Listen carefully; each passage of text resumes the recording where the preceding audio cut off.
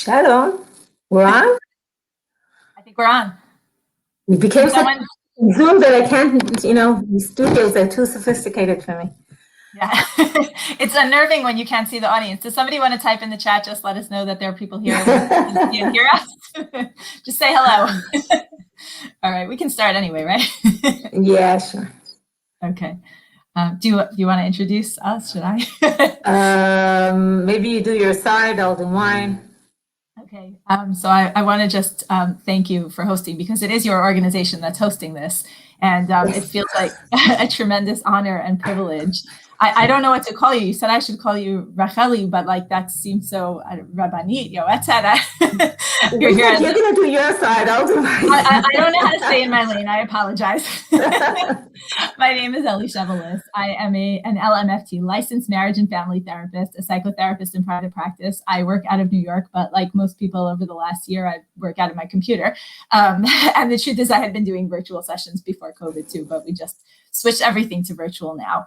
I'm very, very honored and grateful and privileged to be here. It's been a very weird weekend, I'm sure even more so for people in Israel, but this is holy work and we move forward with it. And I'm very, very, very happy to be talking about this incredibly important topic, desire discrepancy in couples. And we have a lot of important conversation to have, so I'm looking forward to getting started. Great.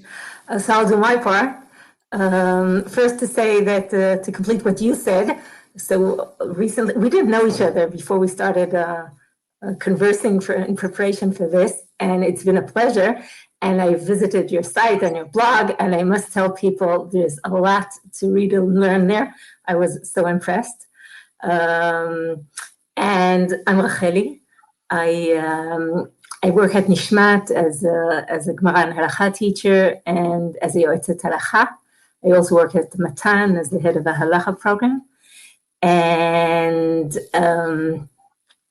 actually, I live in Nofei Alon, which is Shalabim, and that means that it's now 4 a.m. here, but we spend the whole evening on the funeral of Daniel Morris that left from here. And there were about 2,000 people here on this side of it. There was a great crowd in America. It was simultaneously from America and Israel. And it's just, you can't just detach yourself. It's like everything that's going on. And so just to say, put it here, it's part of who we are and what we live on our day-to-day basis. People all over and Jews all over and Jews in Eretz Israel. So that has been my evening. But I'm looking forward to talking about some very interesting stuff and not less important. Yeah, okay. So thank you for sharing that with us. It does. It feels very strange to talk about anything other than tragedy, but that's what we're here to do. So as much as we can try to compartmentalize, I guess that's what we're going to do. And it's 4 a.m. for you. Did you even sleep tonight? It's 4 a.m. Right. Okay. So you're coming straight off that kind of a day. Okay. So should we start by maybe describing the topic a little bit by defining terms? Yes. Yep. So I have a tendency to talk a lot. So can I just rely on you to interrupt me? Should we start like that? Definitely. Do you want to start? Definitely. Okay. No. Just jump in and interrupt. Yeah, go ahead. Because it's only 9 p.m. here. So. Okay, so in terms of defining the terms, desire discrepancy. So desire is wanting, and a discrepancy is there's a difference, right? So the first point that I think is very valuable to talk about on this topic is to depathologize it, right? A pathology is when there's something disordered, there's something wrong. But I want to normalize it to a certain extent. I would assume that probably many people who are watching or listening to this are here because they may have experienced a desire discrepancy at some point in their relationship or chronically so. And if that describes you, then you should know that you are normal, because most people, the vast majority of people are going to feel that in some way at some point along the line. It is the norm. It's not an anomaly. And that's because humans are different from one another, right? When you room with another person, a roommate, an apartment mate, a spouse, one is going to be neater, one's going to be messier. One likes to spend, one likes to save. One likes to be punctual, other might be running late. One might be a little more religious, a little less religious, more permissive parenting styles, more authoritative, different recreational things. There's so many different things that we can expect to have to navigate, that I think knowing when you walk into a relationship or when you're analyzing your relationship, that a difference is the norm and what's expected rather than a pathology and a disorder, that already reduces some of the distress and takes away some of the anxiety. We're not as alarmed by it. But we're talking about a very specific and very personal kind of discrepancy, a difference of opinion, and we're talking about desire. So desire, here, you see, I can do it. Thank you.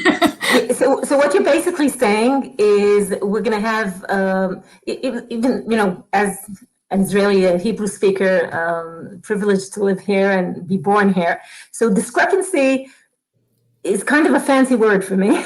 And what you actually mean is that when a couple meets, they have differences on a whole variety or spectrum of qualities.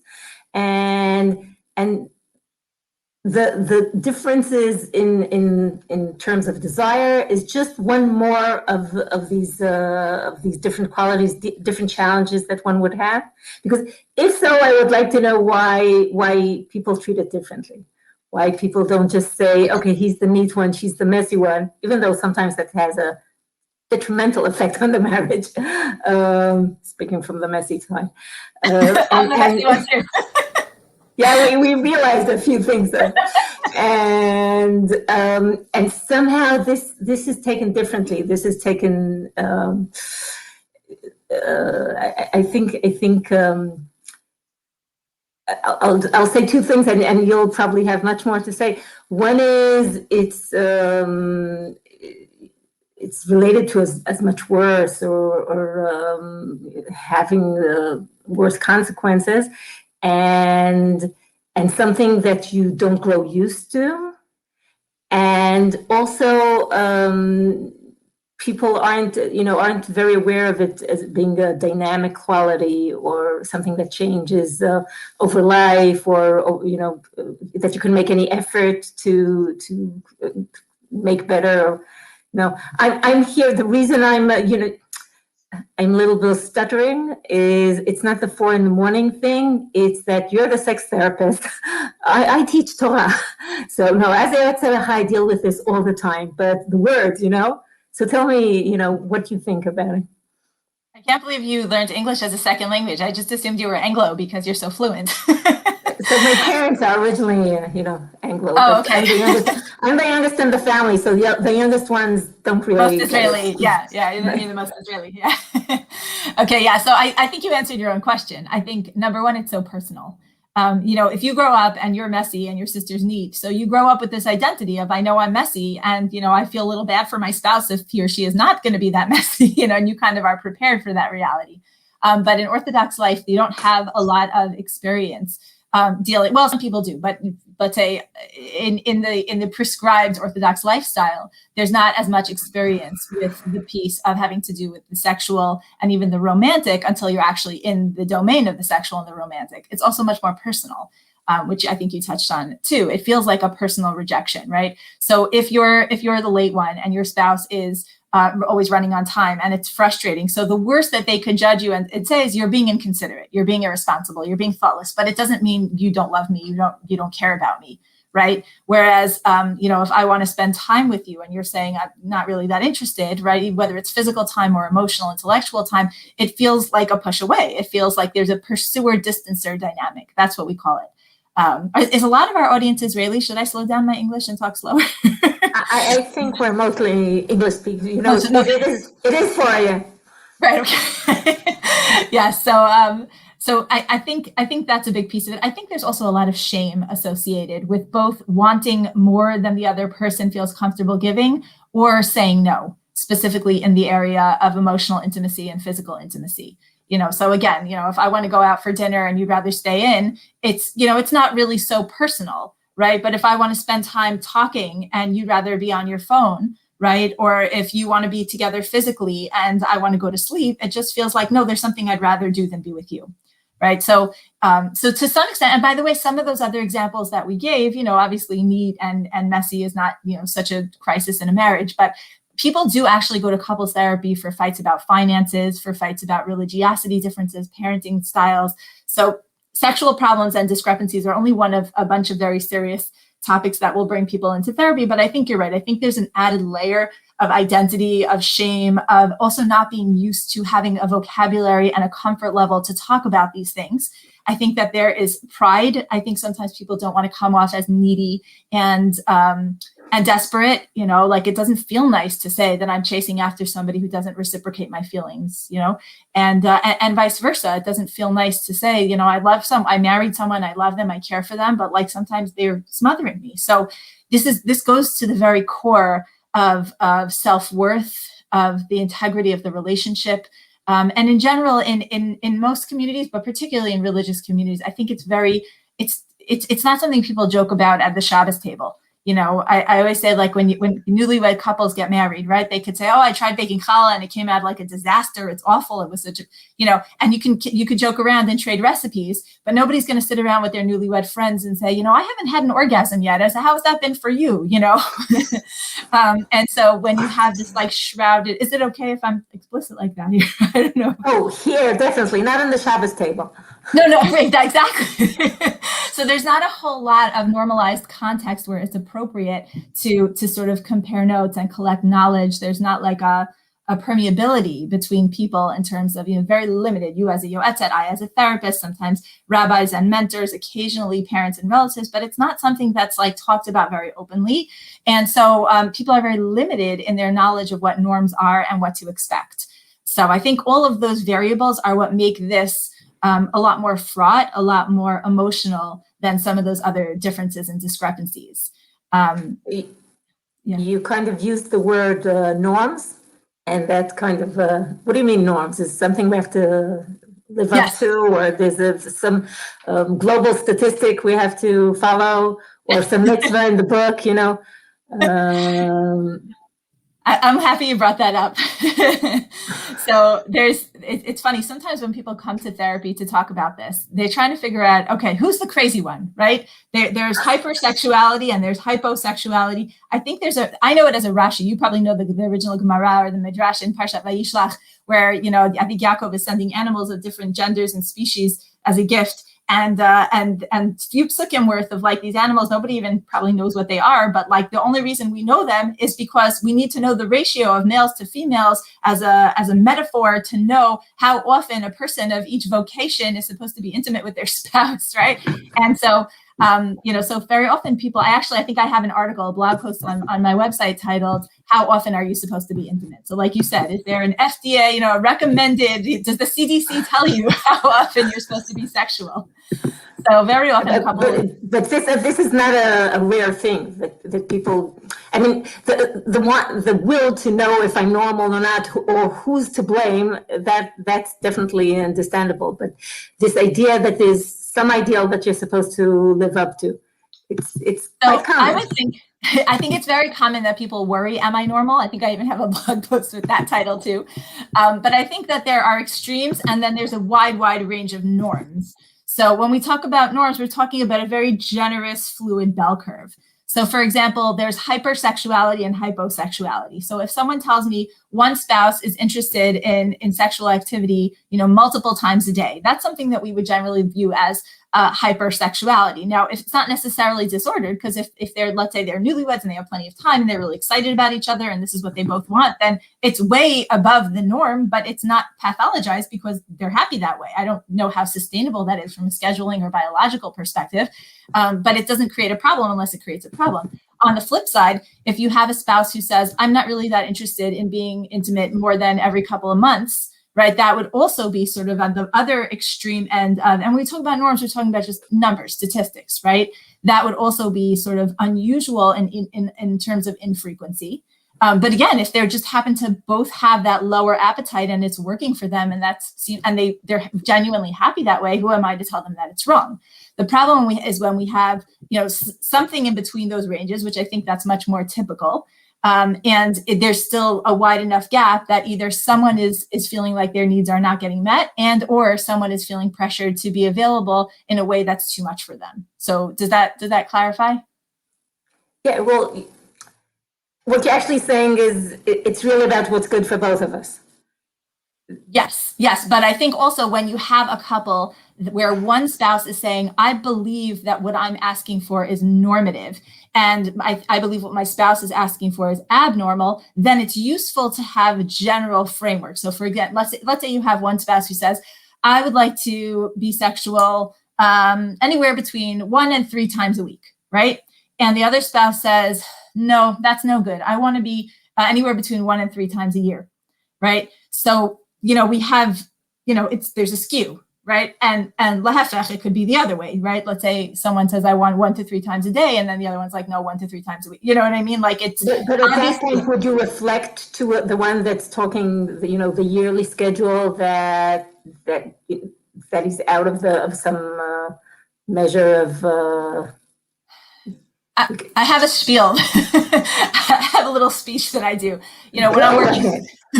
When I'm working with a couple, because it's such a delicate, personal, sensitive topic, you don't sort of like dive right in and start talking about numbers and scheduling. Eventually that has to happen. But first we have to get to know, the broader context and framework of the relationship. We use a biopsychosocial model. Biology, bio is the biology, the physiological, because sometimes there's a medical or hormonal, there are variables that come into play. Psycho is the psychological. Is there a history of trauma? Is there depression? Are there other variables that are coming up?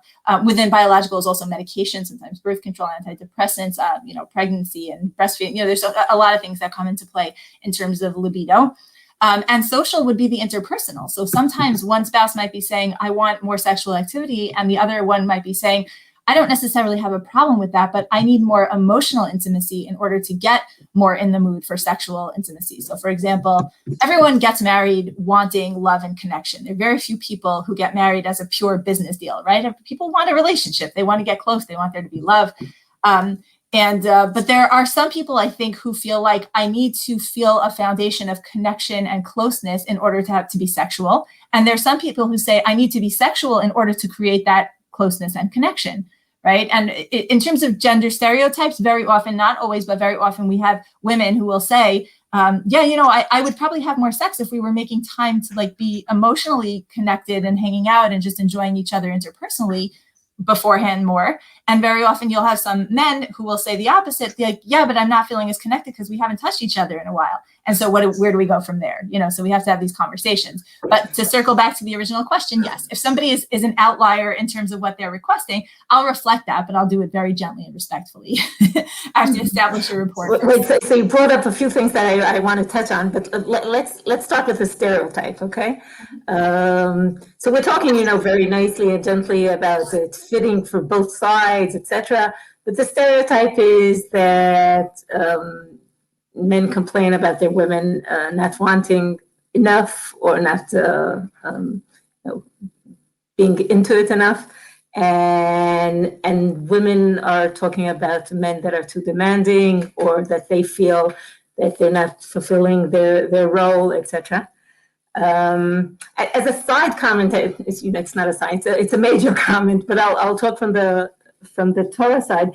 You mentioned it from Rashi and Parshat Shavua. It actually is a Mishnah and Gemara that does give some schedule, and it's interesting because the whole framing of the mitzvah of sexual intimacy, that part of the marriage, what's called onah.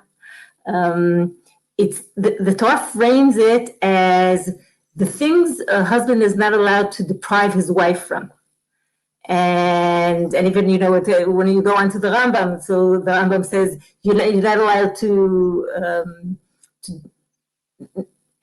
not to help your wife rejoice, whatever. It's like on the negative side. This is what you're supposed to do to satisfy your wife, and if you refrain from doing that, if you don't fulfill that expectation, you didn't do mitzvah onah. Now that framing is very interesting because actually the obligation and obligation is one part of it, and when we talk about obligation, we always talk about something that's mutually consensual. Yeah, did I use the right? Yes. So we're talking about obligations in the marriage. In other words, expectations of the different side. Some of them are financial, some of them are, what people do for each other. And as far as sexuality, we talk about obligations, but actually we're talking about things that are mutually desired. And the framing of all of that is in the language of the obligation of the husband to satisfy his wife. Now, it's weird because really it's all much more symmetrical than that. A wife that would refuse forever to be with her husband would be a moredet, and a husband that would refuse to be with his wife would be called a mored. It's the same thing as far as that. But somehow the choice of the Torah to phrase it in that way, it might be talking, trying to correct some stigmas. I think one of them would be this idea that sexuality is all about fulfilling men's desires, and that the woman would hardly have any interest, or is not a very sexual being, or et cetera, et cetera. The other is the setting of sexuality as something you take, something you provide, or something like that. And when even though it's all really symmetrical, the Torah chooses to speak about mitzvat ona as something towards the wife and wanting to satisfy her, in a way is possibly correcting these two things. One, it's shining a light onto her desires and her wants and needs and pleasures. And the other is it's framing sexuality as not as something you take, but as something you give. And this is not to dismiss wanting to have pleasure for yourself. On the contrary, there's something very not sexy in being selfless. There's something in the relationship, when a person feels that he is desired, meaning he's wanted by the other side or by the other spouse, that makes him desirable. So you can't come there just as a service for the nation. But the framing of it as something attentive, something that, a caring thing, not something you take, but something you give, is also, on the background of the stereotypes of the world, is a big deal. Okay? So after Torah creates this language and says, Ona is this way, and deals with these stereotypes, that's nice. And then in real life, we actually make the stereotypes. Okay? So that's why I come back to you, with the language of Torah that I think is very significant. But then on the one hand, we have to say it's, and I see it in my work, and undoubtedly you see it all the time. It's not only that way. It's not only often you find things the other way around. But what do you do with the stereotype? How do you work with it? So I'll tell you, one thing that I've learned, and you're the milumedet here, but in the limited amount of Torah that I've learned that if I have an agenda, I could usually find the source to back me up, right? Sure. My ego's in there somewhere. So I've seen the opposite, unfortunately, that because back to this issue of shame and secrecy around sexual experience, very often when you have, let's say, a woman who has the lower sex drive, very often she will shame herself and say, I don't understand. Even the Torah says that it's supposed to be my husband's meeting my needs. And I'm like, mevater, you don't have to meet my needs. And then the husband's like, I feel terrible. I'm mechuyav to be there for her. And she's not allowing me to give to her. It's a terrible feeling. On the flip side, right, when you have a couple that is where the husband is the lower sex drive and the wife is the higher sex drive, right? So he feels emasculated, like, everybody seems to think that men are the ones who always want it. And the wife is like, I don't know what's wrong with me. I'm not like this, like tsunua, edel, sweet, just waiting for me, but like able to play hard to get. So people find ways to shame themselves in both directions. I can easily see how, this framework that I tried to show, that is very powerful and beautiful. I think it does correct something in the world. Okay, could just add another layer of to people's hardships and to people's inner cheshbonot. We're very talented with so yeah, guilt and shame, and it's all out there. People can beat themselves up. I love Shir Hashirim because I feel like Shir Hashirim shows a lot of the mutuality in pursuit, right? Like they kind of take turns running after each other, and it's like lahavdil, like a typical like romance story. Like, when I wanted, you weren't there, and then I ran running through the streets looking, and I went to open the door, and it's so dramatic. But there's mutuality, and I think that actually does reflect a lot of what goes on in these different layers of desire. So let's say at the wedding, right? There's Gila, Rina, Ditza, Chedva. There's so many different ways to express the joy and pleasure that a couple has with one another. And I was even thinking in terms of, and again, I want to step into the realm, but even in terms of how many different words in Lashon HaKodesh there are for desire, right? Like ratzon, ta'ava, she'ifa, teshuka, chesed. I may be using some of them wrong, but I think that there are just so many layers of what people feel. And so very often when a couple will come and say that one has more desire than the other, we look at what I call what the literature calls attachment styles.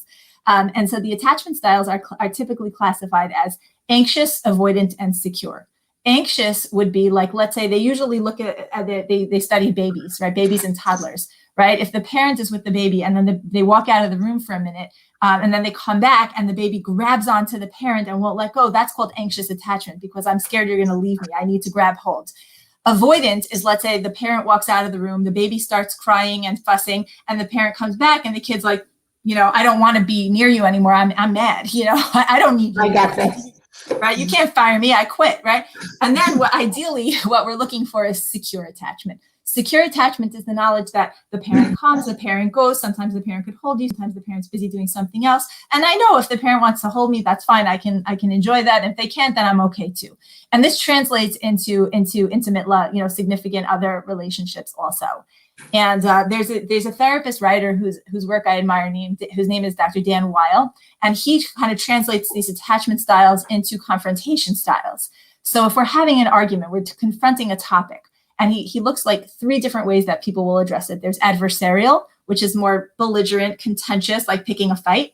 Then there's avoidant, which is actually even the same word as the emotionally focused therapy model, which is like, I don't want to deal with it, but I'm kind of going to give you the cold shoulder. I'll be passive aggressive. I'll avoid you. I'll be busy on my phone, like just kind of like standing off, which doesn't mean that I'm not craving your love. It means that I'm showing you my hurt by withdrawing, which is where desire gets interesting. Right. And the last way he talks about, which is always going to be the ideal one, is what he calls collaborative.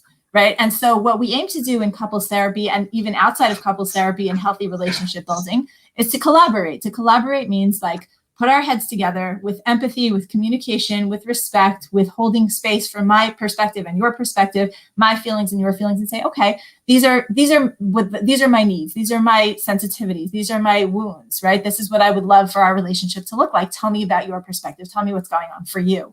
And when a couple can kind of take ego out of the picture, not feelings, right? Your feelings could come to the picture, but ego out of the picture and sort of say, this is what's going on for me. Tell me what your needs are. Tell me what you're feeling in this moment. Then we can sort of start to bridge that gap and figure out a way to get more people's needs met more of the time, if that makes sense. Can I ask you something about avoidance? Okay. Of course. My impression is that often, maybe mostly women stereotypically, but not necessarily. I think might be true for men too, and that it's not being said, would be very, very happy, very satisfied, not in the complete sense of satisfaction, but fulfilled with cuddling, with hugging, with intimate talk, with sleeping hug together, and it often mostly women, but not only women, would avoid all of these beautiful satisfactions because either they think that if you start, you have to go all the way, and this I have something halachic to say about it, but it's all right, or they're afraid that they're signaling that they want intercourse, and sorry about that, and they'd rather miss out on all these sweet relationship opportunities than take the chance and being led to places they're not comfortable with right now. And in some of these cases, yes, the sweetness might lead on if you warmed up and you became interested.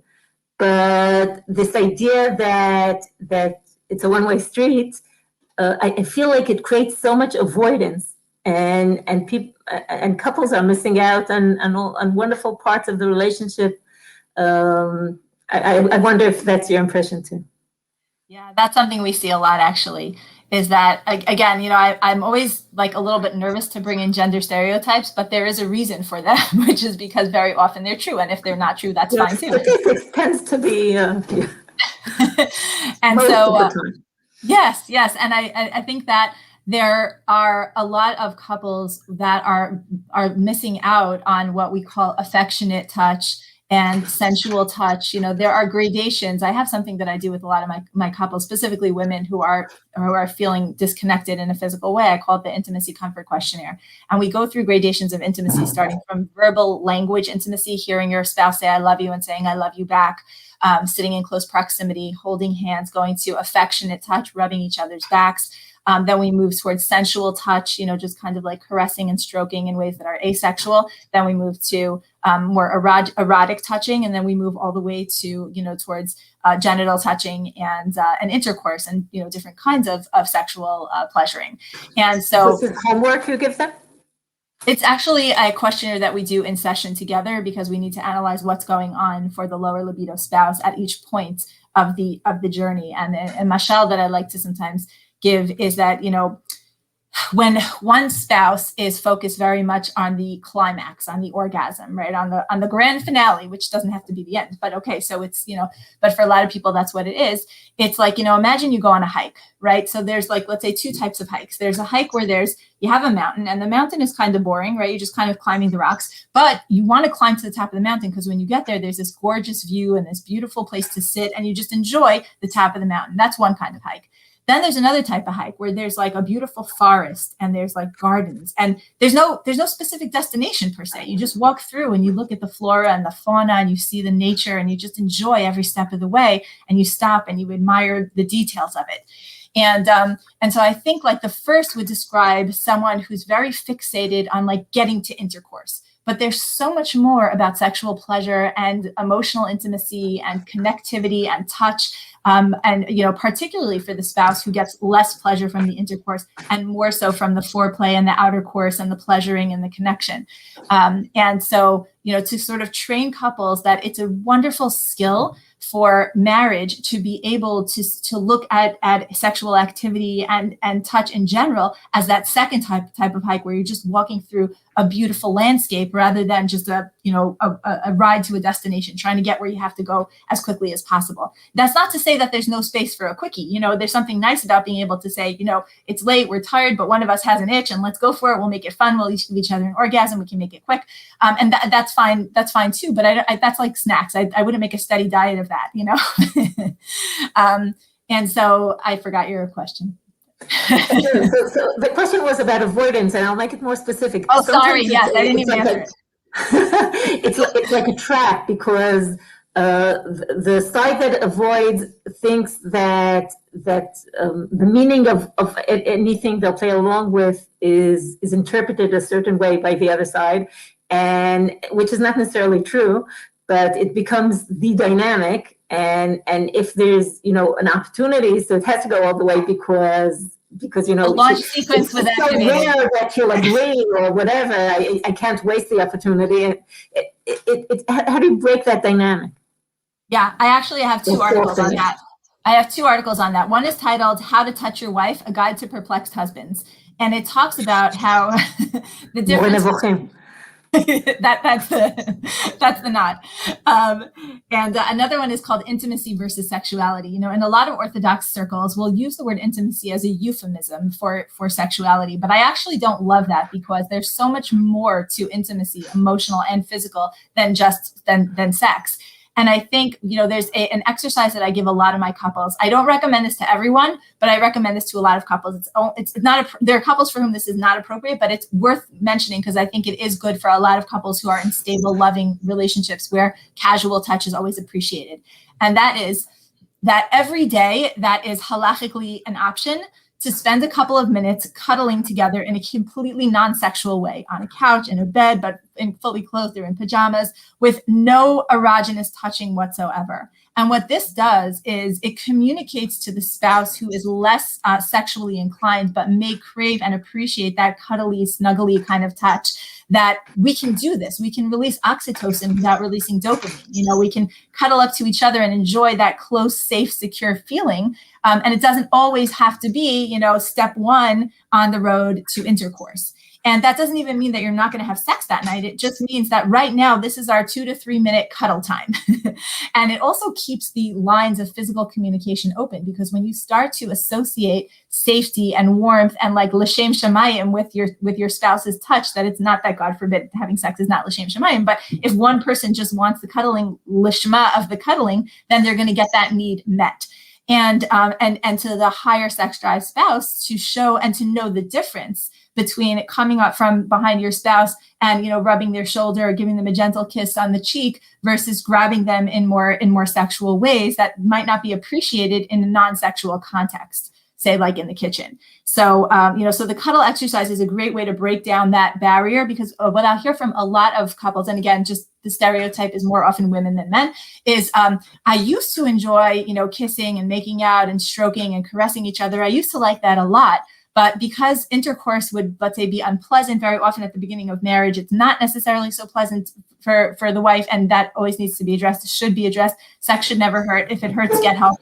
It's supposed to feel good, not bad. But because they sometimes have these negative associations with the pressure to perform sexually, or because intercourse wasn't so comfortable, or because it was more frequent than they felt comfortable saying no to, then it sort of poisons the rest of touch, which chaval, because this is such a wonderful way to connect. So sometimes I'll recommend to couples, like, even if you're taking a break from sex for certain clinical reasons, but maybe hold hands when you're in the car together, you know, maybe hang out and put your arms around each other while you're sitting on the couch and talking, where it feels sort of safe to have that boundary of affectionate touch that's not specifically leading to erogenous. But you had something halachic to add to that. No, I was just some comments. One might be surprised that the more libido, whatever, the more interested side, they also don't want necessarily every cuddle. They do miss the cuddling. They're also trapped in this, so yeah. There are surprises on the way there. Another is people that hesitate to start something if they're not interested in going all the way, because they're afraid they'll create a problem for their husband. What's going to be, he'll be aroused, et cetera, and for most of us, most of the time, and most men will testify to this, that it's fine, it's something they can deal with, and they'll be happy to deal with if it makes the relationship better. And you know, this idea that if something started, it has to go all the way. And again, this is also a euphemism. Halachically, it's just not true. So, you know, when people are very candid and honest, you can also share situations that are more challenging. But giving up on so much because of this fear is it's just not halachically based, and it's a shame. I also have a comment on that, because it's not our topic, but it's very similar. When people are distancing each other because of nida, and for 12 days, whatever it is, they kind of teach themselves to keep their hands in their pockets, and it's kind of a training. And then there's mikveh time, and and they're back to intercourse. And another topic here is how fast does it go from 0 to 100? For some women, it's much too fast. But and that cuddling experience could be very helpful, I think. But okay, so they're back to having sex. But what they forget often on those 2 weeks is to take their hands out of the pockets.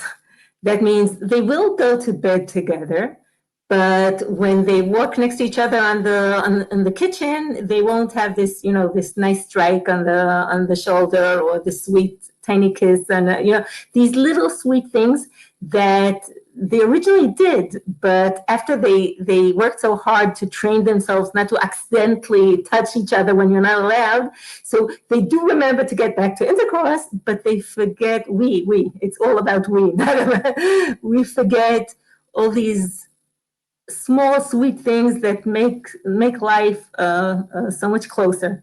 And it takes a conscious effort to say it's not only about going back to bed together, it's also about, touching each other in beautiful, sweet, tiny, gentle ways. Besides the fact that these tiny things are the things that your children see. They don't see the major stuff, Baruch Hashem, but a little pat on your body that a child catches, and it conveys the love and the closeness. And again, halachically, it's fine. It's desirable. It's good. So those were just comments on the topic. It's beautiful. It's so important. And that happens to be like part of the progression from verbal and intimacy and casual touch. Sometimes, you say like, oh, they used to do it, but they fell out of the habit. I actually meet a lot of couples who never even got into that habit, because if they were not touching the opposite gender before they got married, right? So they grew up almost with their hands in their pockets, right? Right. And so sometimes I need to prescribe that. I have to say, you know what? Forget about what's going on in the bedroom. When you walk past your spouse, squeeze their shoulder gently, give them a little kiss. Like, we have to sometimes like choreograph this into a routine, like from the get-go. But certainly, yes, even people who do it organically at the beginning, when they're feeling that limerence, when they're feeling that initial like romantic excitement, it can fade, especially like you said, when you're turning it on and off. So I think that for sure is a really huge point. Also, not giving it legitimacy, but we do see couples that did touch each other before they got married, and going into the marriage, they accept the full halachic framework, and that's really beautiful, especially for people that were, challenging the rules before. But then often the women, okay, back to the stereotype, are surprised that they had such a good time before, and they were so full of desire before, and often they were the one, initiating touch, etc. And now that they're married, where did it go? Why don't they feel? Do I not like him anymore? Where did I become less sexual?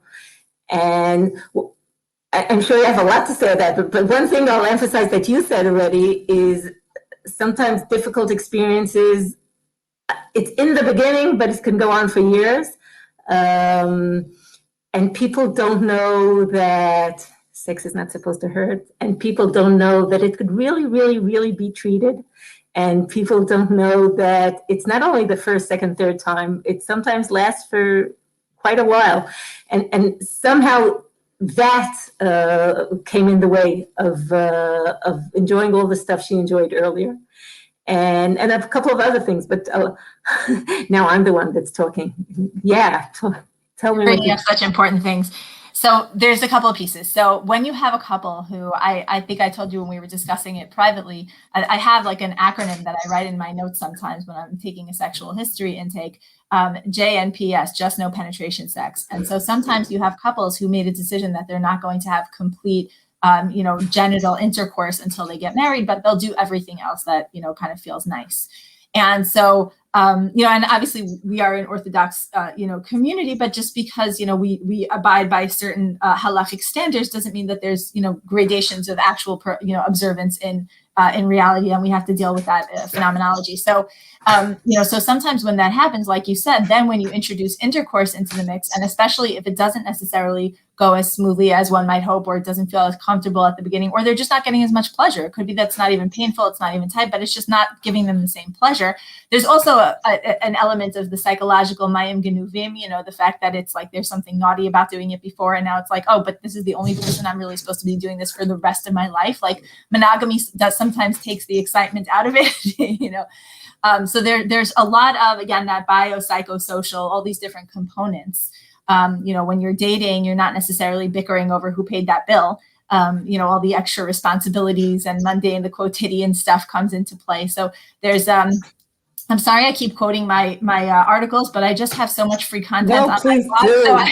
So I want people to know that they can avail themselves of it. There's one that's titled, "Why Am I Not in the Mood? 7 Reasons for Low Desire." And so a lot of that has to do with this. But I think an important question that we have to look at, if one spouse is saying, like what you were describing, like, oh, I'm nervous to get started with even like kissing or cuddling or being playful with touch because I don't want to give them the green light to go all the way. Well, why don't we want to go all the way? Okay, so maybe not every day, that would be excessive, but is there something going on in the realm of erogenous sexual intercourse, part of the activity, that's not working for you? And being able to have the comfort level, or I should say override the discomfort, to be able to talk about your genitals with your spouse. I mean, there are so many people who just don't even know how to label the parts of their genitals and what they're feeling when they're touching and being touched and being stimulated, and what feels good and how. And so that's something that a lot of people in a position of mentorship, whether it's, I would imagine yoatzot have this role sometimes, and kala teachers, and certainly therapists who do interventions when sex isn't working the way we want it to, which is mutually pleasurable, and sort of say, okay, there's definitely room for, and not just room for, value and merit to touching for touching's sake, where it just stays affectionate, G-rated playfulness. But why is one person so reluctant to take it further? And what's going on at that stage of the game where there's a breakdown in pleasure and comfort, and maybe the comfort to say no at a certain point? Oh, that reminds me of something I wanted to respond to that you had mentioned before. When, women or men, in either case, have this anxiety about like how far is too far before you kind of like set off the launch sequence and you can't turn back anymore. So very often what I will suggest to women who have this religious concern is to say to their spouse, like, let's say their spouse invites them for a night of lovemaking, and they're not sure how they feel about it, right? They don't for sure want to say no, but very often they'll say no because they don't want to tease, right? So what you could totally say is, honestly, I'm not really sure if I'm in the mood, but why don't we take it slow? Why don't we get into bed together and just kiss and make out a little and see how it feels? And I'll let you know how I'm feeling, and we'll communicate along the way. And I think that and you can assume that he'll enjoy the way, not only it's not like I'm here for the ride, but he's there for the view. It's people are happy to, Yeah, why can't it be that you're walking through a beautiful mountain or a beautiful forest and there's a pinnacle, right? Like you could have both. It doesn't have to be only one or the other.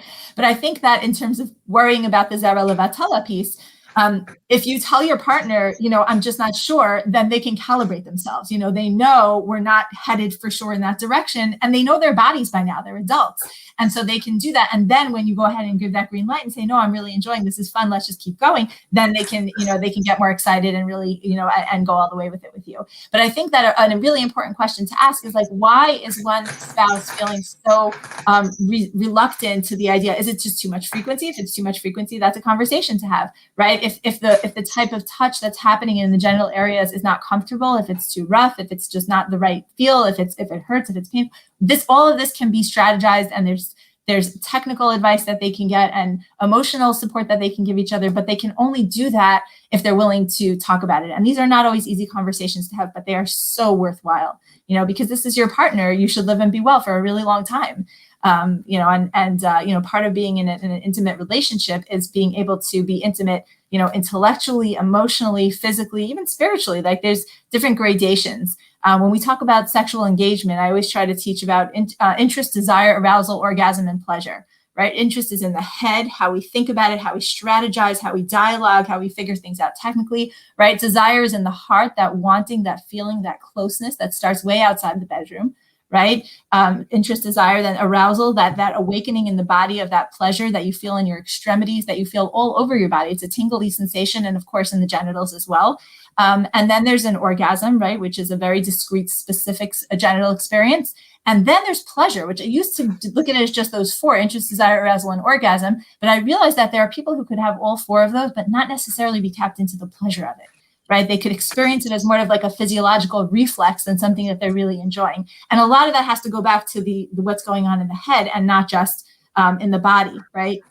So there's a lot of layers of complexity to people's sexual experiences, a lot of layers of complexity to people's anticipatory pleasure. So sometimes, let's say, they don't always go in order. So sometimes people say, what's wrong with me? You know, every time I'm together with my spouse, it's really good, right?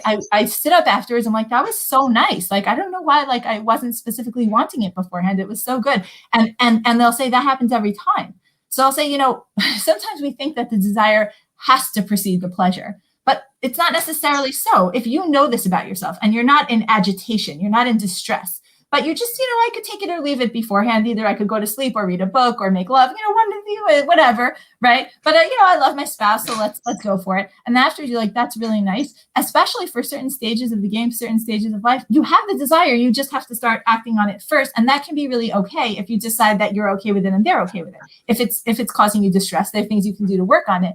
But don't feel like you have to follow a specific template or a specific play-by-play. There's not so much of a playbook. So a couple more things, okay? Absolutely. One is, in your field of work, you became an expert in metaphors, right? So codename pizza. Okay? It has to do with variety, right? Can you say something about it, Alan? Because I like to also say something about it. Sure. So in terms of what people like as far as the flavors of sex, is that what you're talking about? Like what goes on in the bedroom? So there's a lot of different experiences you can have with your loved one. There could be urgent lovemaking versus leisurely, intense versus playful. You can talk to each other and play it up with dialogue and different kinds of conversation that you have to enhance the experience of talk versus just keep it nice and quiet. Sometimes I'll even recommend to put on music for couples where you have one of them whose mind doesn't turn off. You can just like feel it in your body and dance with your partner instead of like being all up in your head with like that part of your brain that just can't stop talking. You know, the foreplay focus and the outer course and different kinds of oral stimulation as opposed to just like, you know, heading to the orgasm. But what I will say, and I think I mentioned this to you when we spoke, another one of these metaphors that I like to use is jogging, you know, when we're dealing with desire discrepancies, right? So let's say you have two people who want to go jogging together. They want to jog as partners, right? So again, we talked about discrepancy. Not everybody's the same. So one of them jogs faster and stronger, and the other one doesn't have the same, you know, muscles, you know, stamina, that can't go as quickly, right? So one of them is not going to be able to be entirely comfortable, right? The faster person is not going to be able to be totally challenged, right? If they have to slow down, but the slower person is going to have to jog faster than their body can do, but they might collapse or run out of steam or just really not enjoy it because they'll be in pain afterwards. They're not going to want to come back. So even though it's not necessarily fair to the faster jogger, it just makes rational sense for the faster jogger to slow down than for the slower jogger to push themselves and go faster than they reasonably can. So, you know, obviously what you say to the faster jogger, it's not so fair to them. What you say is like this: if you slow down in a respectful and easygoing kind of way, and you say, don't worry, you set the pace, we'll go as fast or as slow as you need, and we'll just keep that up. Then what happens is at the end of the run, the slower jogger will be like, that was actually really nice. Let's do this again sometime, as opposed to if they're like collapsed on the floor because they can't breathe anymore, right? And so they jog again on a regular basis. And what happens when you keep jogging? You get stronger, right? And so like sex also, you kind of have to be in it to win it, not in a way where you force yourself, not in a way that it's coming from guilt or unhealthy obligation, but just in a sense of like, if one spouse is saying, you know what, I like almost all kinds of touch and I'm almost always in the mood, like, you know, most days I could go for anything. So let's do what you like. Let's do what feels good for you. Let's experiment with different ways to make the bedroom as fun a place for you as it could possibly be, not to the exclusion of my pleasure, but like, you know, I like a lot of things and you like fewer things. Let's start with what you like. And then what ends up happening almost invariably is that the lower, libido or the lower diversity of experience partner will start to relax more. They'll start to open up. They'll start to fantasize and experience more connection, more pleasure, and more curiosity about, oh, if this feels good, maybe we could try that. And it really just opens up new vistas and new possibilities, assuming that it's coming from that patient, loving place of like, don't worry, nothing's going to happen in your bed that hurts you or scares you or doesn't feel good for you. Then you start to relax, you start to trust, you start to feel good, and you become a lot more open and a lot more pleasured.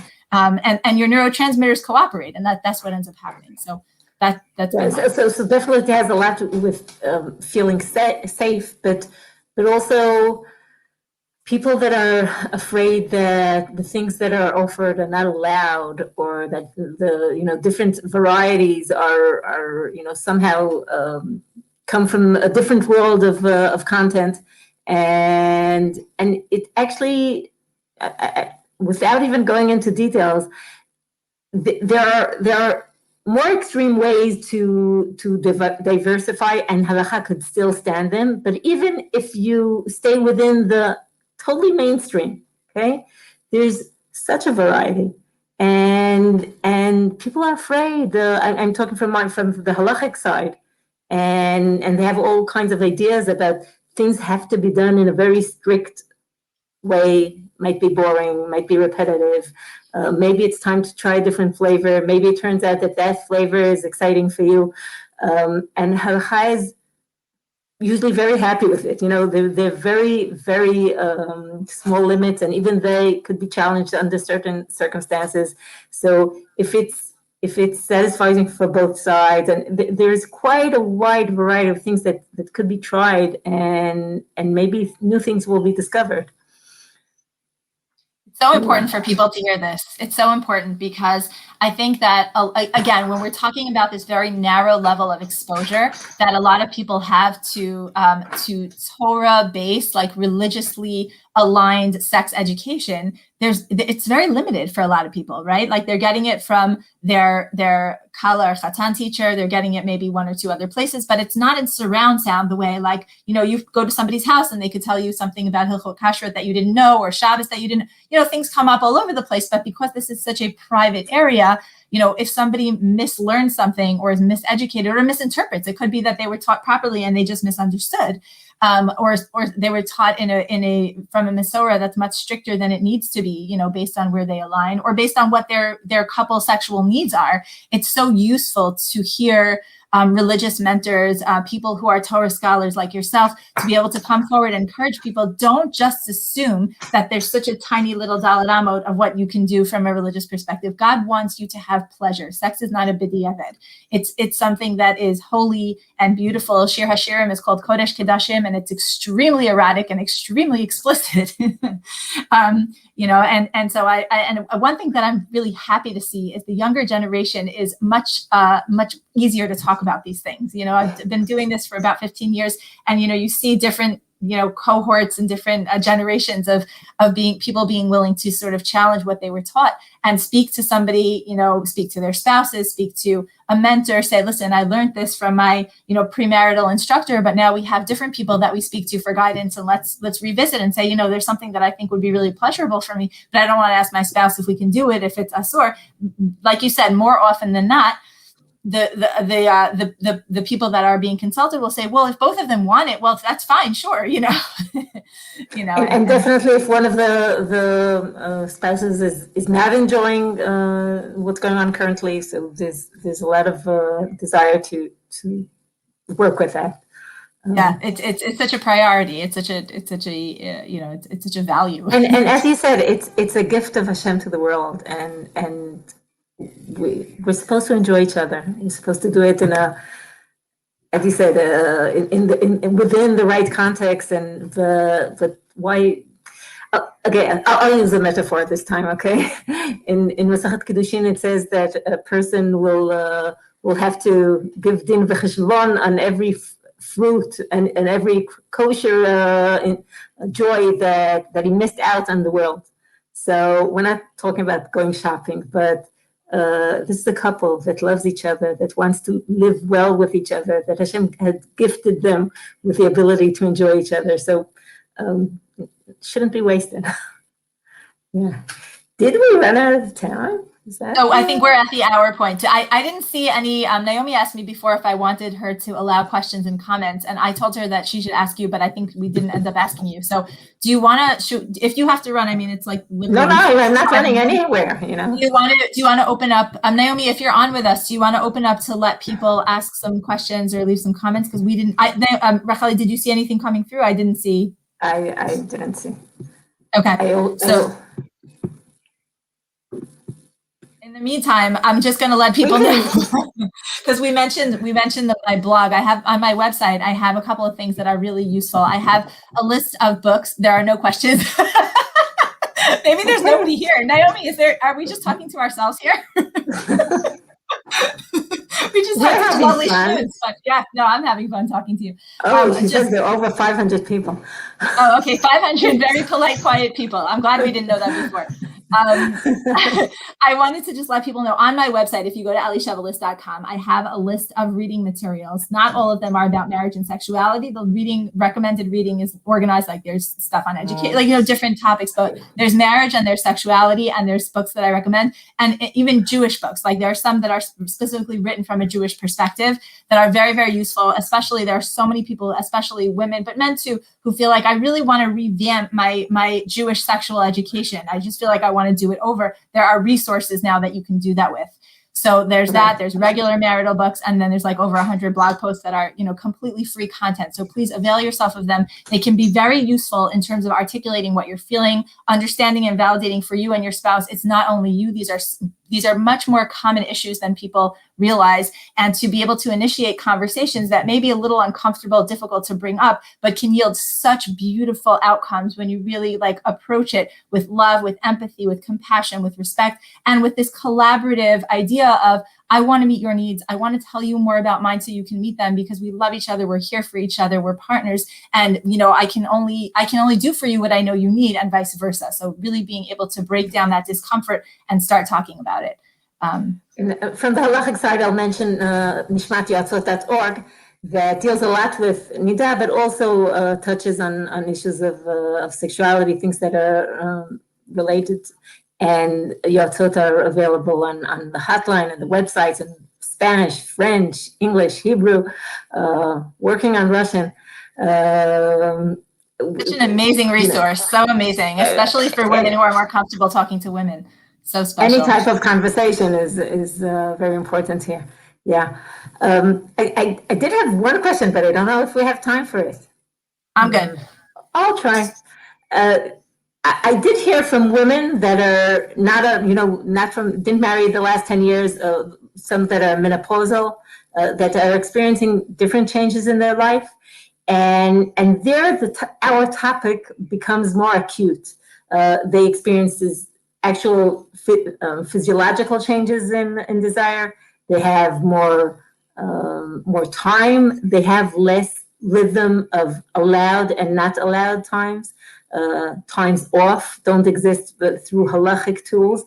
And somehow there I met women that are feeling frustrated. They actually look back at the times where the rhythm of nidah gave some dynamic to their intimacy, and they miss it. A lot of times when you speak to young people, they're upset about these times, and somehow some of these women were looking back and saying, now there's no time off. Now it's all.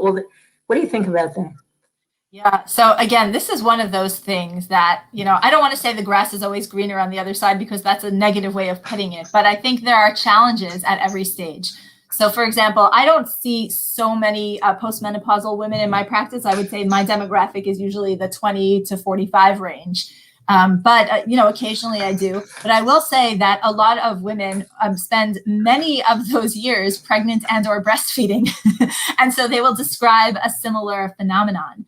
I want to mention a book resource that I actually have not uploaded onto my website yet because it's so new. It's supporting my laptop, so I can't hold it up. But it's a book called Sex Points by Dr. Batsheva Marcus. She did such a wonderful job. Lena, I'm going to add it to my website so you can see it. She did such a wonderful job collecting a tremendous amount. She is a woman in her late 50s, so she's particularly sensitive to including a lot of information for women in the postmenopausal stage. But what I will say is that there are women who love the ebbs and flows and the rhythm of nida, on, off, the breaks. When you have like a scripted time where you have to be together, then it makes it special and it makes, you make time for it. Another blog post that a lot of people use is the pros and cons of scheduled sex. Check it out. It's not for everybody, but it's definitely worth a conversation. Particularly when you're in one of these phases, after menopause or during like long stretches where you're just not getting, a lot of young women have started taking birth control that only gives them 1 or 2 periods a year. So same thing. So it creates this challenge of like, when you can have sex anytime, then you often have sex never time, right? Or it just makes it feel less special. And so desire and libido kind of ebb and flow and wax and wane over the lifespan of a relationship. There are things you can do from a behavioral and a romantic way and a sexual way to spark more excitement and pleasure in the relationship. And it can be amplified and dimmed based on positive and negative interactions. So I remember I was reading Shir Hashirim, and it said, "Smolo tachat l'roshi v'yamino tachabkeni." So I was thinking about how smol represents often the din, and yamin represents, chesed and ahava, right? So the small goes under the head, like let somebody else's logic lead you, and it's like, go just bury your din underneath, and yamino, the stronger chesed that you hug with.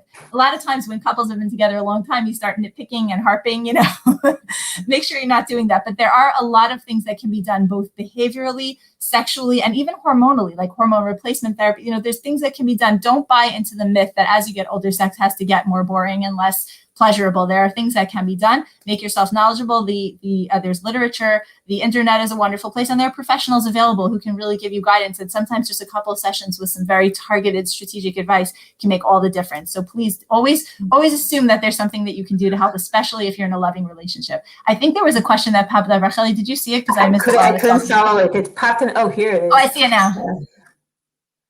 Okay. Oh man, I have so much to say on this. I'll just say one sentence before that. That I used that sentence that you just used about the dynamics of life with young couples too. As you think that as soon as you start the marriage and whatever happens in the next year, that's going to determine your sex life, and it couldn't be less true. Things go on, go off, get better, get much better. Life fluctuates. People start celebrating their sexuality again at 50, at 55, and have so much fun and pleasure and loving relationship. It's the young couples that think sex is about how this behaves when I'm very young. It's just wrong. It's so dynamic. So yeah, go ahead for that question. 1000%. Yes. And there are always excuses, so to speak, meaning not, God forbid, that you're blaming someone for not having pleasure, but there's always a reason. Well, we're just new at this. We're figuring it out. Yes, that's true. So let's figure it out. Let's do things to learn more.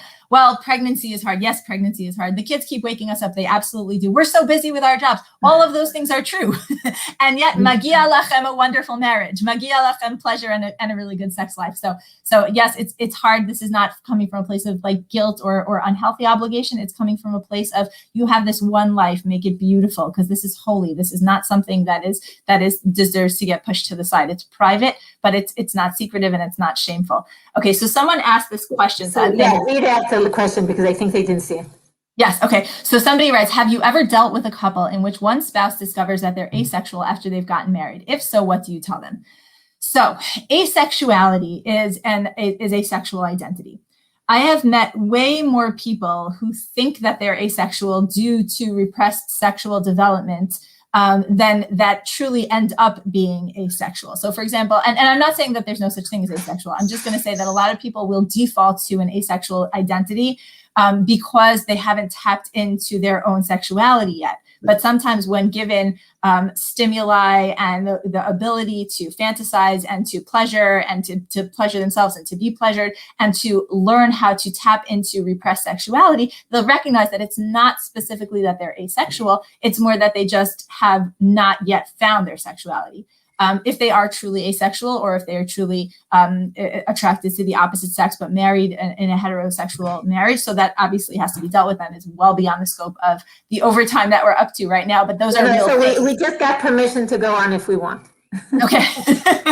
but Afal Pichen, I think it's still really, it deserves its own, multi-hour lecture. I don't know if somebody's talking about that, the LGBTQ phenomena of within the Orthodox community. That is something that deserves real attention and real focus and real conversation, not as an afterthought here, but specifically with the issue of people who identify as asexual. Again, there are people who are truly asexual, and that can be sometimes like backed up with hormonal testing and things like that.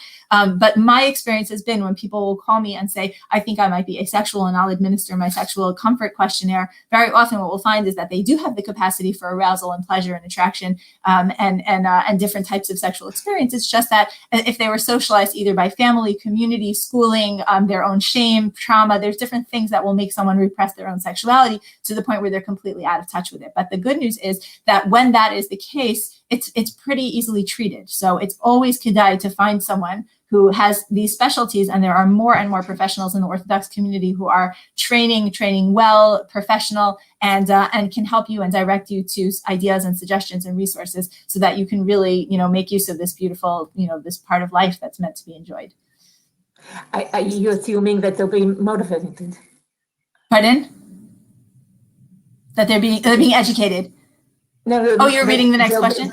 Yeah. No. I was just saying regarding your previous comment on treating asexuality, you do need to be motivated to choose to try to deal with it.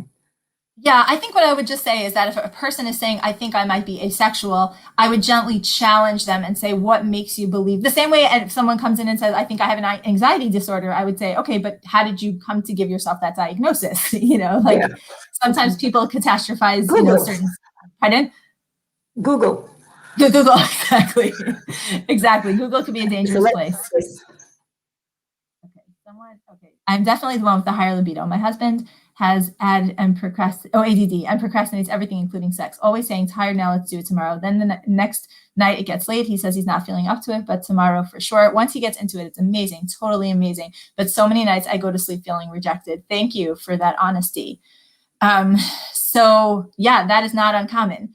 And so that is, I would say step one would be to have an honest, loving, not belligerent conversation to say, I love you and I love the sex that we have together. I just would love to be having more of it, or to be clear on how we schedule it, because there's so many times that I'm thinking and hoping we said we were going to be together and then it doesn't end up happening. Can we? And by the way, that is a classic ADD symptom, is that executive function of like, oh, procrastination is a classic one. So it's great that you know that. It's not necessarily coming from a place of him not being interested in you or being attracted to you. It's just time management and, making that decision of we're going to do this tonight instead of that. But that I would refer you to the article that's titled The Pros and Cons of Prescheduled Sex. If it becomes, and again, whenever we're looking at a symptom, at a manifestation of something in the individual or the couple, we look at FID, frequency, intensity, duration. How often does it happen? How bad does it get? How long does it last? So if this happens from time to time, but for the most part, you're enjoying a wonderful bedroom life together, so you could talk about it, but for the most part, you're good. If it's coming up a lot and it's cumulative resentment on your part, you may want to talk to a marriage counselor with who's comfortable dealing with sexual issues, just to help you guys navigate and strategize in a way that you can get your needs met more, especially since it sounds like there really is mutual pleasure. It's more just about figuring out how to make it work within the framework of your schedule. How to deal with the strong feeling of rejection from the higher libido spouse. Racheli, feel free to add anything. I think I would. Don't worry. I'm not shy. I think I would refer you back to the advice that I gave the question before. Step one, open up a loving, respectful, compassionate, humble dialogue with your partner and say, I love you. I'm attracted to you. I enjoy when we touch each other. I find that I want more often than you. What can we do? Is there anything that we can do to, get more of my needs met? And by the way, having more desire doesn't necessarily mean you need to have more intercourse. As Racheli pointed out so beautifully, there are so many ways for bodies to communicate love and pleasure to one another that don't always have to be sex, right? Sometimes you might think you want sex because you want that closeness that comes with sex. But really, having a 3-4 minute cuddle where you hold each other, maybe kiss and make out a little would fill that need for you. And if not, then again, have the conversation. If the conversation is not fruitful, have the conversation with a professional involved involved. There are so many things you can do to, think outside the box when you're committed to one another and you really feel for one another.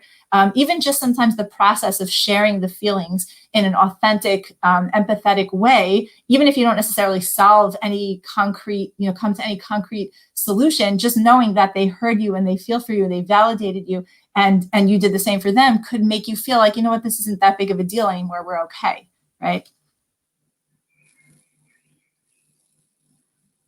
What can single women prior to marriage do to prepare for a healthy sex life? I love that question so much. Rachel, you want to start with that one?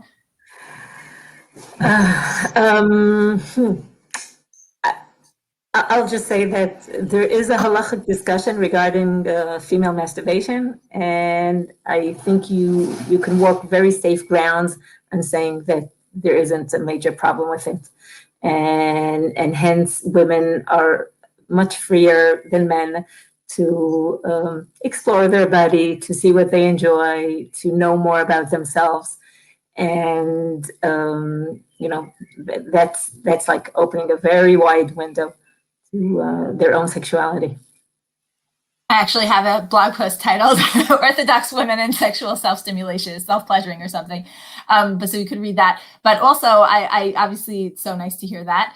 I also would suggest that for a lot of the women that I work with, again, depending on background, family, culture, educational, institutional affiliations, very often what they'll say is, I wish I had known more before I was in an actual relationship. And if you are a single, responsible, mature, motivated adult, there is so much self-education you can do, both from a Judaic perspective and from like a general clinical perspective, right? Like it's such a chaval that so many people get their sex education from pornography when there are actual, like really well-written books by gynecologists and sex therapists and, rabbinic, scholars. I was debating how to phrase that, because too often I meet the person that wanted to know more and expose themselves to pornography, and sometimes to the extent of PTSD, experiencing it as a personal trauma. 1,000%. So again, I refer you to, on my website, I have a list of books, and those books are really done more like, I think they're very tasteful, not that everything in it is halachic friendly, because the ones that are secular talk about things that we don't necessarily do, but they're written in a more like respectful clinical way, rather than like if you Google sexual, topics and, what you're going to come up with on the internet is not necessarily the holiest version of sex. Another thing is, and I would love to hear your thoughts on this, Racheli, is that I had this conversation with a friend, colleague, who's also a Kala teacher. And I always think to myself, it's so unfair to these kalot and their teachers that you save this like super duper important piece of education for like this busy crunch time when you're busy trying to like build a relationship, plan this biggest party of your life, set up your apartment, make all these important decisions, where we're going to live, what we're going to do, how we're going to deal with our jobs. And then also it's like, oh, and by the way, this like huge body of halacha that like is really good for you to know and majorly impacts your life. I would love to see more pre-Kala classes, meaning women who are of the age where they could seriously think about getting married, or even older teenagers, to sort of say like the same way you might be learning hilchot, kashrut in the kitchen, or, bishul on Shabbos or whatever, even before you're running a kitchen, because like, it's just good to know these things. They're going to be a part of your life.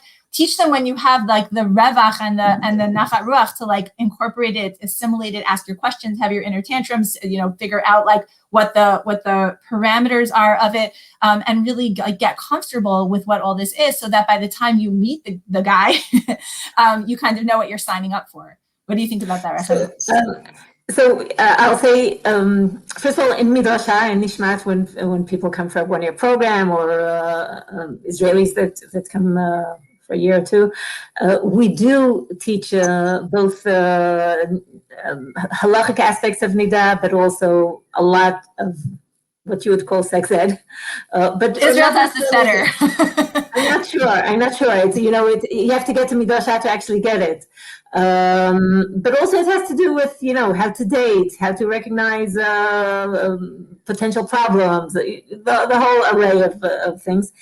And I find that it makes the difference when they actually come to as scholars. They have to relearn it all, because it's a different kind of attentiveness, but it makes all the difference, not being shocked. The scholars that say, my mother never did this, never heard of this in their life. And the other part of the solution is post-color classes, because it's not all about, those very, very pressured times that you were part of, choosing your dress, etc. It's also, 6 months into the marriage, a year into the marriage, maybe after the first child, there are refresher courses. You could get back in touch with your college teacher and revise things a little. Actually, check if your color teacher spoke the language you need. Maybe you need a different kind of language to discuss these things from. Maybe the different perspective is different, but it's an ongoing process, and I think it has a lot to do with an earlier acquaintance with the whole field, and also a later one going on after the marriage. I will say that the high school part is very challenging. It has to do with the general topic of sex ed that 100 times more than I do about, but specifically in Israel we have something called Chinuch L'Chayei Mishpacha that is supposedly a preparation for these issues, and it is the very rare occasion that it comes across as a positive experience. Somehow it's a problem in 11th, 12th grade to open up these topics.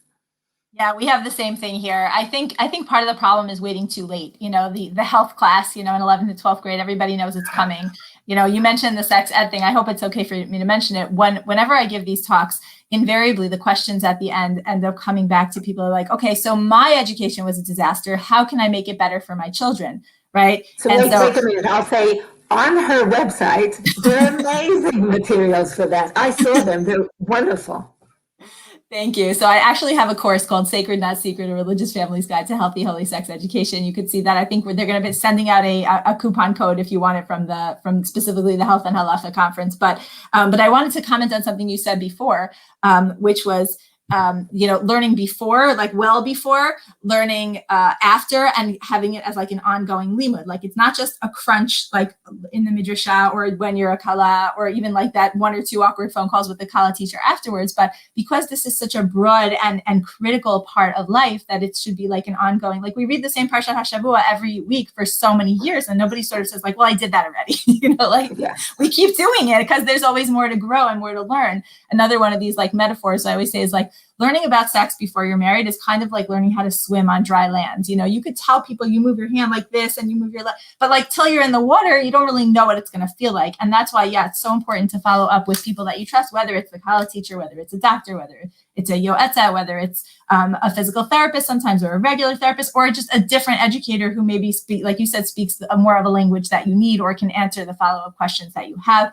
But, the more you're willing to ask and learn and grow and challenge, the more you're going to find, and the more, the nicer it's going to be. So I think that's a really, really important point for everybody. Great. And this has been so much fun.